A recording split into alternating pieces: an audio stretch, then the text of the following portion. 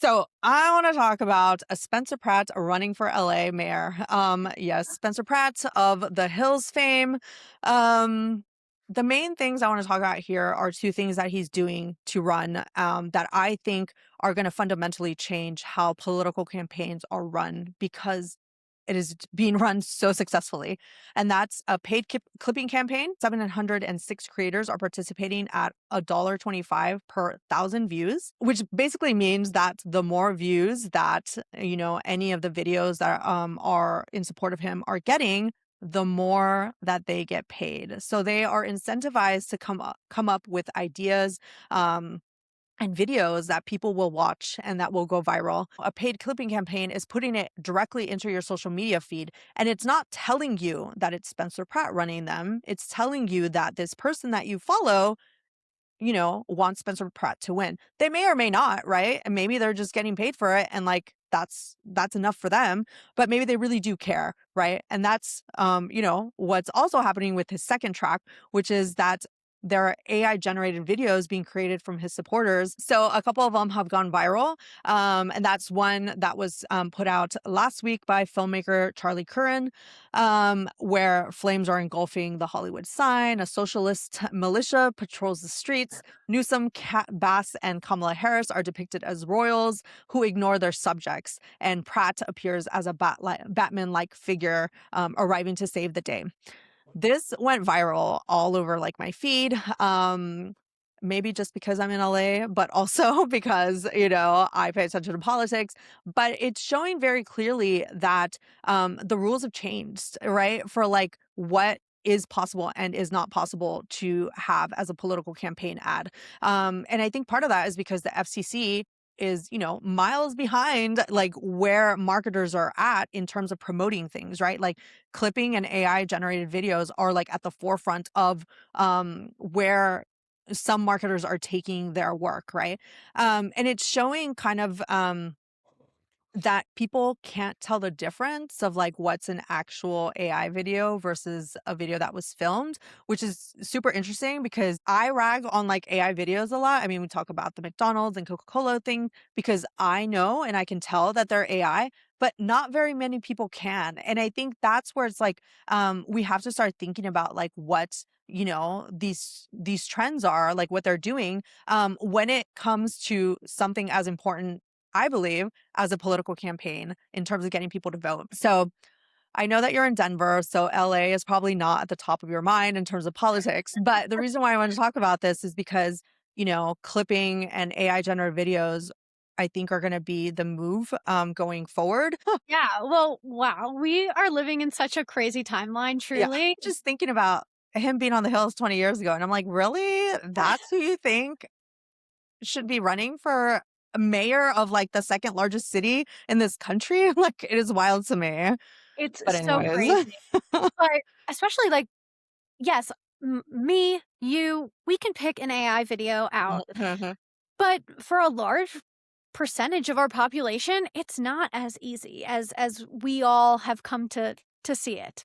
And that spells regulation. Like we need to be thinking about our entire population when it comes to these clipping campaigns, these AI generated videos, and understand that like, hey, they don't know to look in the caption for a disclosure that this is a paid campaign. Mhm. AI is getting quite good, and to the untrained eye, this may look real. Unlike the Hollywood conversation that we were just having, we're not talking about the moral dilemma of outsourcing a video, an Mhm. entire motion graphics picture to an AI, you know, a farm essentially. We're talking about a turnkey piece of content. And so that like moral dilemma, that's not really being discussed. What Mhm. we're talking about here is like, oh, I can get like sensationalized content out there quickly. And that is like the hang up here. From a production lens, I think clipping is really interesting because it shines a light on the difference between like distributed content versus authentic content.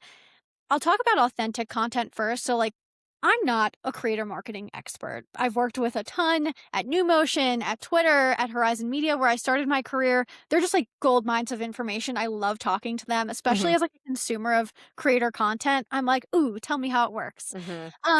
But what I have done is I've been on site with creators, helping them capture content. I've been a post-production facilitator, receiving content from creators. We edit it together for them to post. And of course, I've advised on creator campaigns that are self-shot and edited. When we're on site with creators like Keith Lee, for example, we're able to like riff with him and his team, and that leads us to like a really authentic piece of storytelling and something that feels really seamless with his organic content.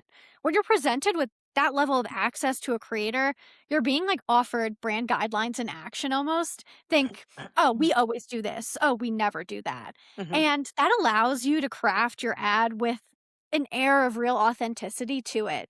And that's the piece that's missing from clipping campaigns. You're using creators for their audiences, but you're not using it for the testimonial that they bring to a piece of content. So it's a real volume play rather than, understanding the why would a creator post this? Why would Mhm. they why as their audience am I listening? Is it just it's purely reach for clipping? And I think that's really interesting. You're optimizing for yourself for views. To pull out of like the political landscape for a second, I consider myself a pretty decent Saturday Night Live fan. I've watched some of the old stuff. I love when, now they've gotten into this groove of hiring creators Mhm. as actors and comedians. Yep. This year was Veronica Sloikowska. It was her rookie season. I love her. I've seen countless sketches of hers this season. I've never watched a full episode. Mhm. SNL has, like, totally capitalized on the clipping economy. Mhm. Veronica and also Jane Wickline, I think she joined 2 seasons ago. They're both creators with, like, this zillennial audience, which Mhm. is what I identify myself as. I'm, like, the year cusp between Gen Z and millennial. Um, but their fans watch SNL clips, not the broadcast, but clips, Mhm. and SNL knows that. Almost entire SNL episodes are available on TikTok to watch. Will Ferrell hosted this last weekend, and over dinner last night, my husband and I watched the episode on TikTok. Mhm. And that is such a crazy way to consume content. But the clipping economy says this is the way people are consuming content. It's all about attention collapse, which eek, like, yes, I'm guilty of myself. These 20 to 30-second clips, they're so palatable to me. They're so bite sized. And it's crazy. But it's so interesting to see such a legacy brand like SNL tap into clipping economy. Yeah, yeah, yeah, yeah. I mean, it's not just SNL, right? Like Netflix has completely started to just like clip their shows in order to get them on social media and attract, newer audiences. And they're about to have their like, vertical video platform to do Yeah. just shorts, right? Disney, Peacock, and like I said, Netflix are all releasing, vertical video apps because they see that that's how they're engaging with content, right? This is the first time that it's become a political campaign. The other thing too is how much of it is being done organically or not by his fans, right? Like we're very used to celebrity fan cams, right? This is that next avenue with, political campaigns. One might question, which other political figure is going to be as popular enough to have fans create fan cams for them.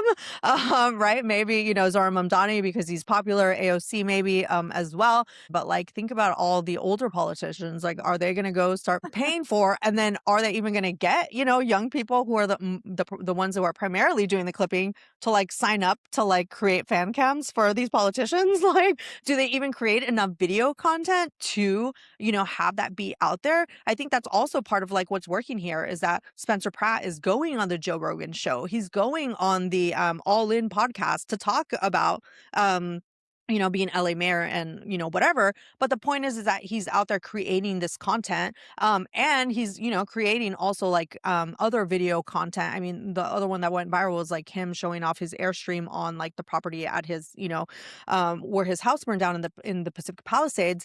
But it just shows how someone who grew up on reality TV and like becoming well versed in how to create engaging content that people will pay attention to regardless of whether it's organic or not or authentic or not, is the next iteration of what we might have to expect of politicians, which is not the greatest thing to realize because we've had a reality, a star president. Now here's, a potential running for LA mayor. I'm sure other reality stars are gonna realize that, like, "Hey, here's another avenue for me to get that attention that, I'm looking for," It's so which says true. something. It's so true what you're saying is like we have a population, these reality stars who Mhm. have this muscle that is now Yeah. so applicable Yeah. to how to reach the masses. So it's like, oh, like I know how to do this already. Yeah, right? Yeah, yeah, yeah, yeah. Okay, couple of lessons here. If you are a political campaign, start looking at clipping farms and, like, creating that content, that is putting you out there, right? It's not just being featured in, like, newscasts or doing those, like, interviews, that reach, older demographics because they're paying attention to TV. You really gotta start looking at podcasts, to create that content, right? Like, the other thing here is for users, to realize that political campaigns will be changing and that you have to be a little bit more discerning about what is a political ad versus, what's a genuine, authentic, testimonial. Absolutely. I think it's a fascinating thing to think about. Clipping is such a volume play, and Mhm. I think it's interesting to think about how that volume play factors into traditional advertising and where does it sit, where does it belong, what roles can it play? Yeah, yeah, yeah, definitely.